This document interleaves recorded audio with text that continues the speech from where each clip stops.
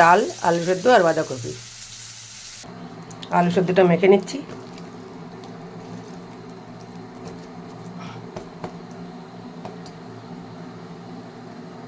বাঁধাকপি রান্না করার জন্য গোটা জিরে আর তেজপাতা ফোড়ন দিয়ে দিলাম। কেটে রাখা আলু দিয়ে দিচ্ছি। 1 চামচ নুন দিয়ে দিচ্ছি। টমেটো আর কড়াইশুঁটি দিয়ে দিলাম। একটু লঙ্কা, জিরে, হলুদের গুঁড়ো আমি একটু ভিজিয়ে দিয়ে দিচ্ছি।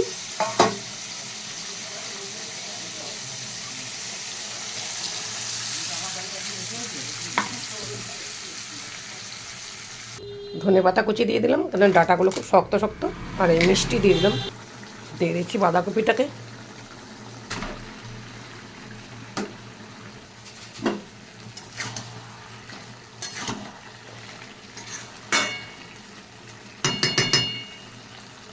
বাঁধাকপিটা হয়ে গেছে, নামিয়ে দিচ্ছি। ডালটাও আমি এর মধ্যে ফোড়ন দিয়ে দিলাম। ডালটা নামিয়ে দিলাম। এই দুটো জায়গায় বাঁধাকপি রেখেছি, এখানে উচ্ছে ভাজা আর আলু সেদ্ধ আছে। যদি ভালো লাগে তাহলে একটা লাইক, কমেন্ট, শেয়ার করে দেবেন। ধন্যবাদ।